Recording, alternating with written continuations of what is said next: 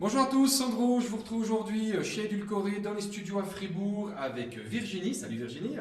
Bonjour Sandro.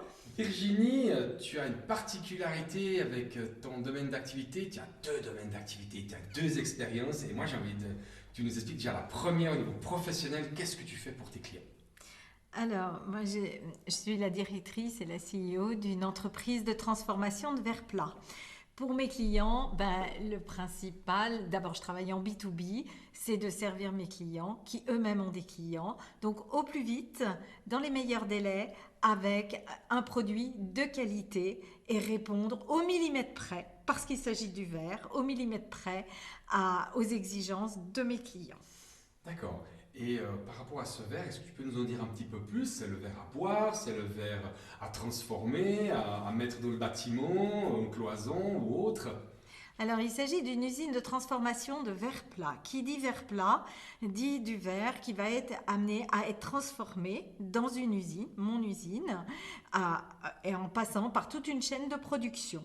Donc, j'achète des plateaux, on parle en millimètres, 6000 par 3210, qui vont être amenés à être découpés sur une table de coupe jumbo, qu'ils soient monolithiques ou feuilletés, ensuite passés au façonnage et éventuellement ou à la CNC pour obtenir des verres en forme. On peut les assembler, on peut les laquer, on peut les sculpter. Tout ça étant pour le bâtiment.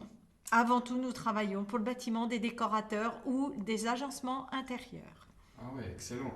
Du coup, tu dois avoir plein de types de clients, de propriétaires ou d'architectes, des chantiers qui te demandent tout type de verre. Donc tu peux travailler vraiment tout type de verre complet. Alors non, parce qu'il y a des verres très spéciaux, comme des verres anti-feu qui ont un liquide à l'intérieur qu'on ne peut pas couper, sinon ça salit nos machines. Nous ne sommes pas équipés pour. Vous avez des verres aujourd'hui chauffants qui demandent aussi des résistances électriques, donc tout ça, on sous-traite. Les verres isolants également, parce qu'aujourd'hui, du double, du triple, enfin c'est infini, avec du gaz argon ou du gaz krypton. Donc non, ça, on ne touche pas. Nous, c'est exclusivement le verre plat. On achète des plateaux qu'on coupe, qu'on transforme. Je reprends avec la présentation et le lieu. Super, maintenant on peut te trouver où exactement avec cette société et quelles sont les valeurs que tu fais véhiculer pour tes clients? Alors l'usine est située à Réna. Réna, c'est à la frontière entre le canton de Vaud, du Valais, on pourrait dire aussi le Chablais, qui est une région, ainsi que le canton de Fribourg. Ce sont trois cantons sur lesquels on intervient, Neuchâtel étant déjà beaucoup plus loin. En fait, nous sommes actifs en Suisse romande, on va aussi faire quelques chantiers à Genève.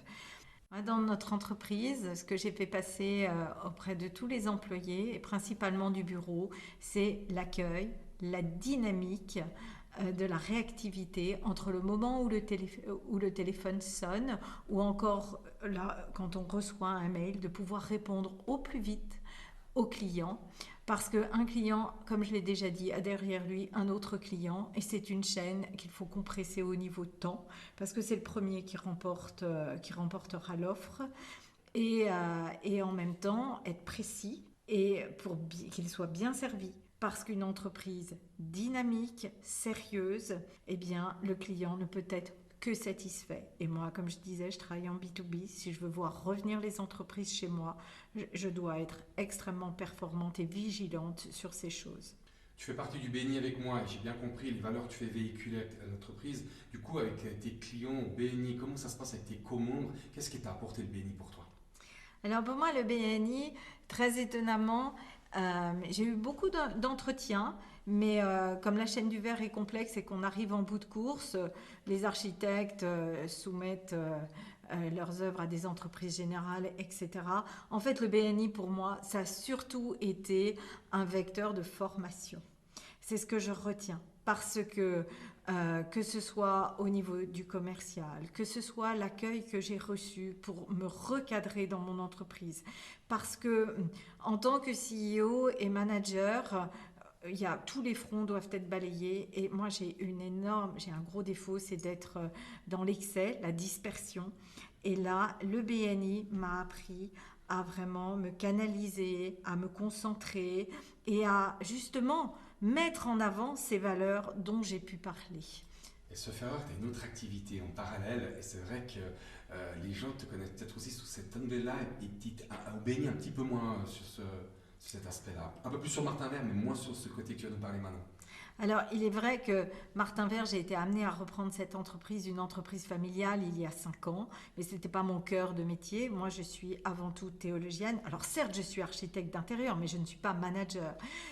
Et en tant que théologienne, depuis une dizaine d'années, et même une vingtaine d'années, j'ai toujours travaillé dans l'Église. Et aujourd'hui, je suis maintenant depuis 8 ans aumônier des cliniques de Lausanne.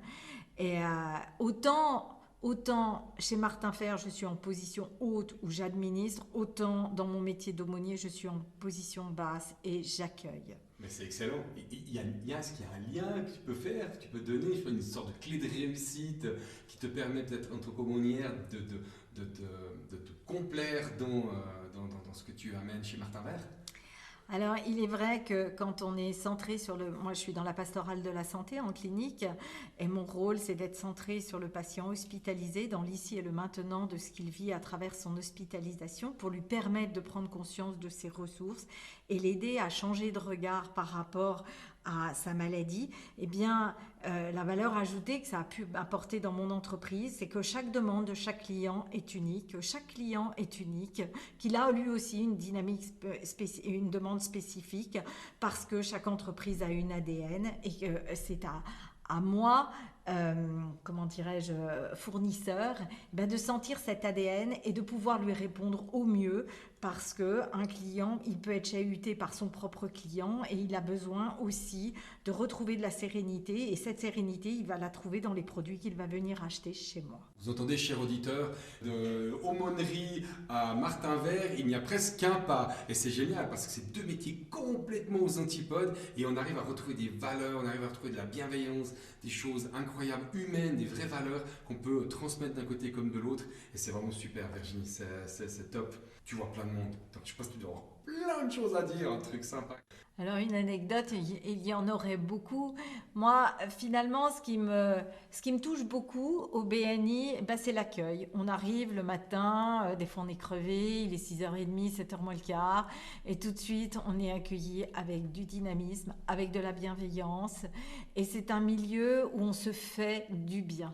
On est là pour se promouvoir les uns les autres dans nos activités avec générosité et dynamisme et parce qu'on a tous besoin les uns des autres et que finalement aujourd'hui un entrepreneur, un manager, un commercial, sans l'équipe et sans l'autre, il est rien du tout.